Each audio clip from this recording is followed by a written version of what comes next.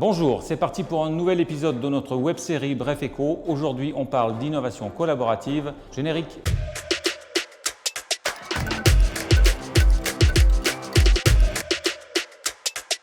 On parle ici de ces innovations qui demandent des rapprochements entre plusieurs entreprises qui s'allient pour être plus efficaces. Mais avant de commencer, je salue et vous présente les deux membres du jury qui sont à mes côtés. Bonjour Laetitia Rancurel.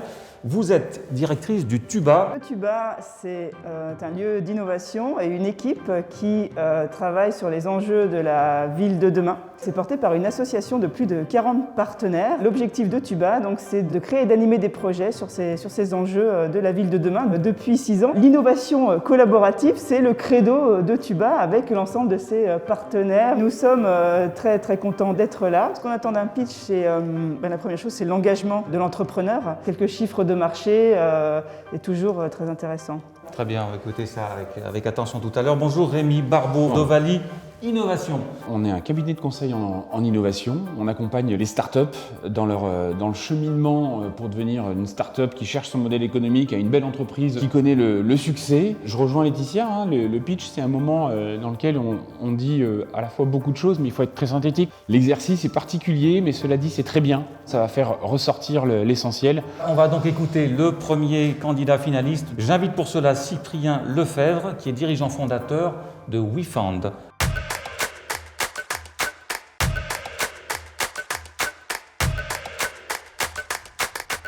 2 minutes chrono, c'est à vous, on vous écoute. Bonjour, moi je m'appelle Cyprien Lefebvre et je suis fondateur et directeur d'une association qui s'appelle WeFound. Alors chez WeFound, on a 2 missions. La première, c'est de lutter contre la fracture numérique et la deuxième, c'est de réduire le gaspillage électronique. Pourquoi? Parce qu'en France, chaque année, les entreprises envoient au recyclage 3 millions d'ordinateurs et ces ordinateurs sont détruits alors qu'ils fonctionnent encore. Et en parallèle de ça, il y a des personnes et des structures qui n'ont pas d'ordinateur et qui ne peuvent pas bénéficier d'une éducation au numérique. Et ça touche plus particulièrement les personnes en situation de précarité sociale. C'est pour ça que chez WeFound, on récupère les ordinateurs usagés auprès des entreprises, on les reconditionne et on les donne aux personnes qui en ont besoin. Au-delà du don matériel, on accompagne ces structures et ces personnes en leur fournissant de la maintenance et de la formation gratuitement. Alors c'est gratuit pour eux, mais comment? Parce qu'en fait, c'est financé soit par l'entreprise qui fait un don matériel, sous forme de mécénat, soit par des subventions par des collectivités publiques. Depuis 2018, on a équipé 7 structures, reconditionné 600 ordinateurs qui servent à 800 bénéficiaires. On a notamment, pendant le dernier confinement, équipé 380 familles qui vivent en quartier prioritaire de la ville, à Lyon, en ordinateur et en connexion Internet. Et avec notre programme WeJob, on accompagne actuellement 180 demandeurs d'emploi qui sont en situation de fracture numérique en leur fournissant à chacun un ordinateur, 60 heures de formation et un ticket de maintenance valable pendant 3 ans. Aujourd'hui, on a une équipe de 4 salariés, 3 alternants et un volontaire en service civique. Et notre objectif d'ici 2022, c'est de reconditionner 3000 ordinateurs qui serviront à plus de 6000 bénéficiaires.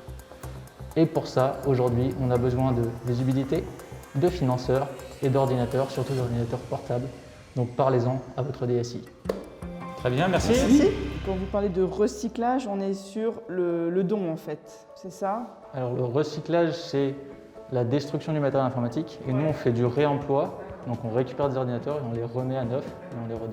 Qu'est-ce qui vous différencie des ESAT et autres structures qui récupèrent et qui recyclent déjà? Alors c'est très simple, leur modèle économique est basé sur la revente du matériel informatique à des particuliers ou autres.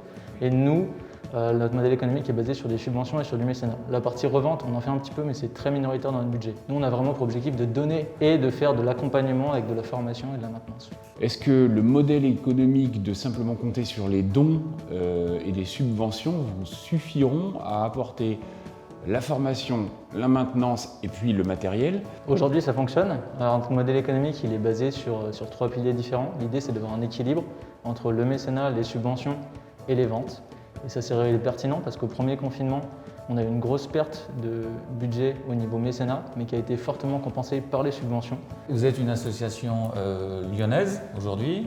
Est-ce qu'on peut imaginer ou est-ce que vous avez des objectifs d'essaimer dans d'autres villes? Alors oui, c'est possible, mais pas pour tout de suite. Notre plan stratégique d'ici 2022, c'est de nous développer très fortement sur la région lyonnaise et la région Vernon-Alpes. Et la partie essaimage, ce sera ce qu'on abordera après 2022. Est-ce que vous arrivez à suivre vos candidats et vos accompagnés, je ne sais pas, dans la durée, et c'est quoi les moyens qu'on peut mettre en place pour avoir ces indicateurs de performance en quelque sorte? L'exemple le plus parlant, c'est sur notre programme où on accompagne les demandeurs d'emploi, le programme WeJob. Là-dessus, il y a 2 mois et demi de formation. Et en fin de programme, on leur remet leur ordinateur, plus un ticket de maintenance qui est valable pendant 3 ans. Et sur les 3 ans qui suivent, en fait, on va suivre le bénéficiaire et l'utilisation de son ordinateur via le ticket de maintenance. En fonction de ça, on va pouvoir savoir est-ce qu'il utilise l'ordinateur ou pas. Et après, tout le lien côté emploi-insertion, il se fait plutôt avec justement Pôle emploi. On a fait le tour? Merci beaucoup. Merci. Il était super clair son pitch, quoi. Il a un pitch qui est bien rodé et qui est malin. Il arrive à dire beaucoup de choses en peu de temps, ce qui n'est pas facile. Et la construction de son pitch. Moi, il m'a juste manqué la partie de distribution, justement l'aval de son service, mais c'était très très clair. Je suis parti un peu en parlant trop vite, j'ai pas mis assez d'émotion, mais sinon après j'ai dit ce que je voulais dire. Le fond était bien, la forme aurait pu être mieux. Donc c'était challengeant et c'est ça qui est intéressant aussi. Il y a des très beaux projets, mais je suis confiant, je suis serein. Eh bien, on poursuit avec le deuxième candidat finaliste de cette catégorie. J'appelle Stéphane Malka, qui est directeur des relations extérieures de l'association lyonnaise Alliance et Territoire. Bonjour. Alors le sujet dont je vais vous parler, c'est un programme collaboratif entre des grandes entreprises et puis des PME de petite taille. Le programme s'appelle PME Boostinov.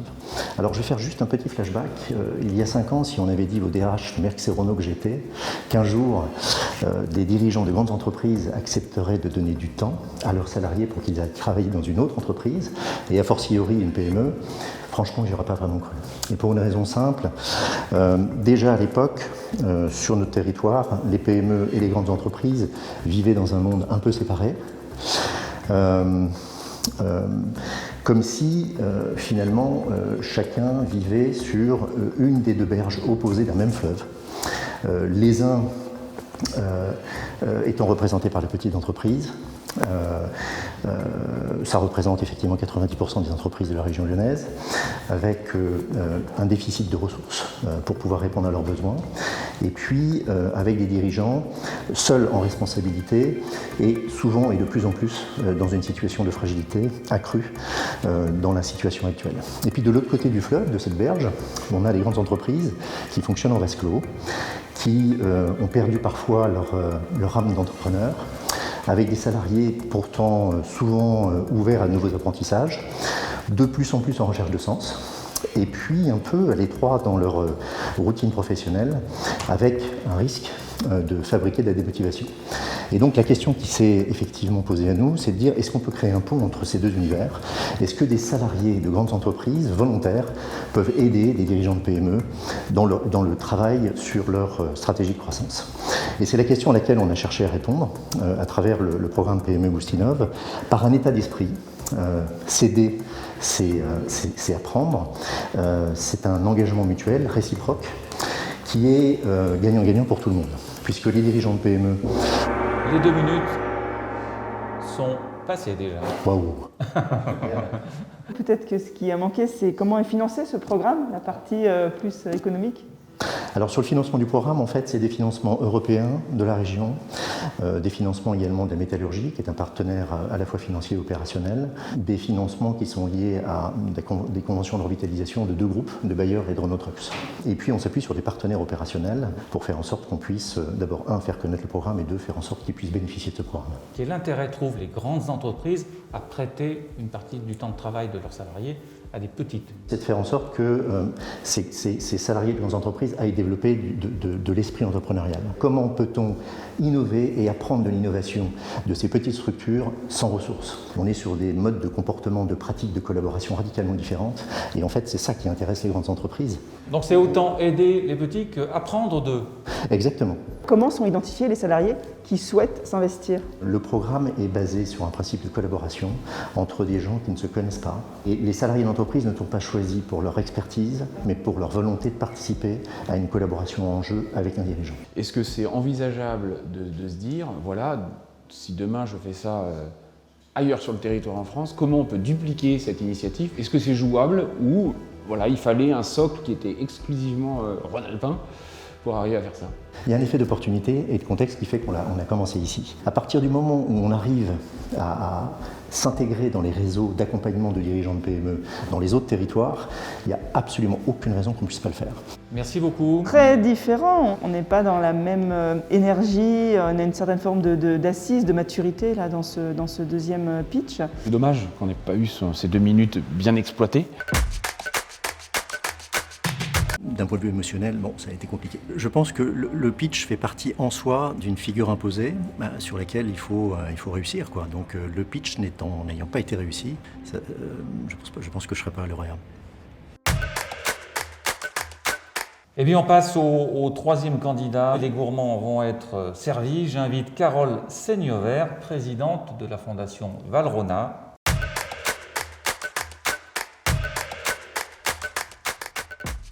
On vous écoute. Allez-y. Je vous présente Abdou, jeune réfugié de Guinée-Conakry. Grâce à Graines de pâtissier, Abdou a trouvé une passion et va en faire son métier. Graines de pâtissier, c'est un programme qui part d'un constat. Chaque année en France, on a 900 000 jeunes qui n'ont ni emploi ni formation et on a 51% des postes en boulangerie-pâtisserie qui ne sont pas pourvus. Parce qu'on est convaincu que les talents peuvent venir de tout horizon, à la Fondation Valrhona, on a décidé de faire le lien entre ces jeunes, sans emploi, sans formation, et les professionnels de la gastronomie. Alors concrètement, Graines de pâtissier, c'est une formation de 4 mois où des jeunes de 16 à 25 ans vont pouvoir tester le métier de pâtissier via des ateliers théoriques et des ateliers pratiques de pâtisserie.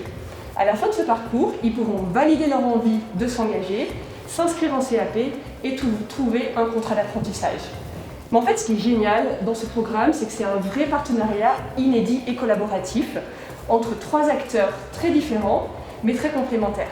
Nous avons la Fondation Valrhona, qui apporte son expertise pâtissière et son réseau de professionnels. Nous avons les centres de formation et les lycées hôteliers, qui accueillent les jeunes en laboratoire et leur font découvrir les premiers gestes pâtissiers. Et nous avons les écoles de la deuxième chance, qui sont des organismes d'insertion professionnelle pour les jeunes, qui accompagnent pendant tout le parcours les jeunes vers une formation diplômante. Et en fait, ce programme, il répond à un tel enjeu social, l'insertion des jeunes, qui peut s'aimer dans énormément de villes en France et à l'international. En 2017, Graines de pâtissier, c'était 2 villes en France. En 2021, c'est 10 villes, 11 sessions, pour permettre à 121 jeunes de découvrir le métier de pâtissier.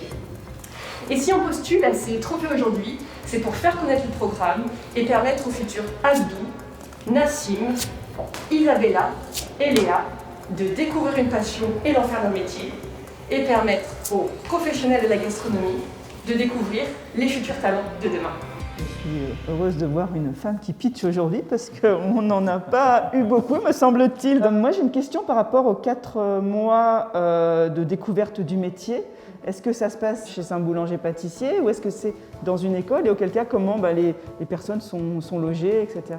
En fait, on ne les fait pas déplacer d'une ville à l'autre. Ce programme, c'est un programme national, mais il se déroule dans 10 villes en France. Et donc, à chaque fois, localement, il y a la Fondation Valrhona qui apporte le chocolat, l'expertise et la gestion.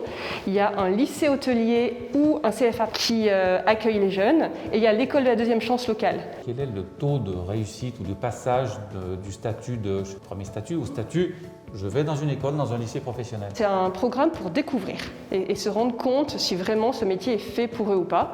Donc on a 56% aujourd'hui de jeunes qui s'engagent en CAP pâtisserie et qui trouvent un contrat d'apprentissage. En revanche, ce dont on se rend compte, c'est qu'il y a aussi beaucoup de jeunes qui vont faire un CAP cuisine ou un CAP boulangerie. Donc ils vont quand même s'insérer. Cette année a été difficile. Je pense qu'on pourra aller peut-être jusqu'à 60%, qui sont des taux de réussite très bons parce que ces jeunes, ils sont en insertion. Ils n'ont pas de formation, pas d'emploi. Donc si on arrive à leur faire commencer une formation et leur faire trouver un patron, eh ben, on a gagné. Et nous, on utilise le réseau Valrhona pour les connecter à des patrons. Quels étaient les principaux obstacles qui vont se présenter à vous pour vraiment dupliquer dans les autres villes, là où Valrhona ne serait pas? Le principal obstacle qu'on avait, c'était l'accompagnement des jeunes. Parce qu'en fait, nous, chez Valrhona, ce n'est pas notre métier. Et en fait, en s'alliant au réseau des écoles à deuxième chance, cet obstacle, on a réussi à le surpasser. Les écoles à deuxième chance, il y en a partout en France. Et en fait, ils sont hyper intéressés par le programme parce qu'il faut comprendre qu'eux, ils ont un parcours classique et ça leur permet de recruter beaucoup plus de jeunes. Et là, aujourd'hui, on doit refuser des villes parce qu'on veut se consolider avant d'aller plus loin. Merci. Très clair, merci. Là, c'est bien. C'est vrai que moi, j'aime beaucoup. Et l'énergie, la structuration, les bénéfices. Et là, c'est sympa de venir avec une photo du candidat, entre guillemets, qui est exactement dans la posture qu'on attend de lui. Après avoir écouté nos 3 finalistes, il va falloir qu'on délibère. Je suis contente que le pitch soit fini. J'étais un petit peu rapide sur les 2 minutes. On a très envie de gagner pour faire parler du programme, et même si on ne gagne pas, c'est pas grave, le moment était très agréable. On a vu là 3 candidats qui illustraient parfaitement différentes facettes de l'innovation collaborative. Moi, pour des raisons de prise de risque, d'énergie, j'en ai 2 qui se détachent. Donc WeFound, avec cette prise de risque, on est sur des choses qu'on n'a pas vues auparavant, qui sont sans doute nos relais d'innovation et nos relais de faire cette société dans le monde qui arrive. Pour le moment, au même plan, la Fondation Valrhona qui a aussi montré une très belle énergie. Les 3 ont du sens. Mon cœur est à 33, 33, 33. Non, ça marche pas. Mais clairement, les 2 qualités de pitch qui ressortent pour moi sont celles de la Fondation Valrhona et de WeFound. Eh ben moi, je ne les départagerai pas parce que moi, j'ai beaucoup aimé Alliance et Territoires. Je trouve qu'insister sur les notions de collaboration entre grands groupes et petites boîtes, je trouve que c'est très important. C'est un discours qu'on a depuis très longtemps. J'ai l'impression qu'en France, on a du mal à y arriver. Si je devais pencher, ce serait plutôt pour Alliance et Territoires, moi. Donc je mettrais un WeFound devant moi pour la qualité de l'innovation et peut-être Valrhona pour la capacité d'exécuter le sujet. Alors moi, pour le coup, je mettrais plutôt mon point à Valrhona. Valrhona est déjà à cette étape d'essaimage et d'être impactant au-delà de notre territoire. Donc pour cette raison-là, et puis par solidarité féminine aussi. Non, ça ne peut pas entendre. Un seul. Donc, Fondation Valrhona pour moi. Alliance et Territoires. Eh bien, WeFound. Le suspense est total dans cette catégorie. Égalité parfaite entre Fondation Valrhona, Alliance et Territoires et WeFound. 3 points chacun. C'est donc les votes sur dossier qui vont déterminer le vainqueur, à moins qu'il y ait des ex-aequo. Eh bien, l'ensemble du jury a voté. C'est le moment de découvrir le lauréat ou la lauréate de l'innovation collaborative. Laetitia, c'est à vous d'ouvrir l'enveloppe, je vous en prie. Très bien. Allez. Le lauréat donc, de la catégorie innovation collaborative et la Fondation Valrhona. Bravo. Carole, j'ai le plaisir de vous remettre ce joli trophée. Bravo pour votre victoire, pour ces pitchs. Bravo à tous les 3, naturellement. C'était un grand plaisir de vous écouter ce matin. Tout d'abord, vous remercier d'avoir organisé tout ça malgré le contexte actuel. Et puis, je voulais dire merci à tous les futurs jeunes qui, j'espère, vont prendre connaissance du programme grâce à ce trophée. Et puis, grand merci aux équipes de la Fondation Valrhona, Armelle et Mélissa, qui sont aussi derrière ce programme, nos partenaires, les écoles La Deuxième Chance et bien sûr les CFA et les lycées hôteliers. Merci à tous et puis vive les talents de la gastronomie.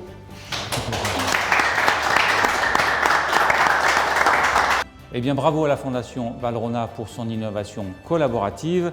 Pour ma part, je vous donne rendez-vous demain à 13h45 sur YouTube pour de nouvelles innovations, de nouveaux pitchs et un nouveau trophée.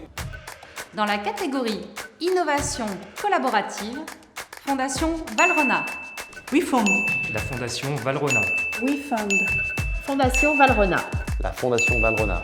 Alliance et Territoires. Fondation Valrhona. La Fondation Valrhona. Fondation Valrhona.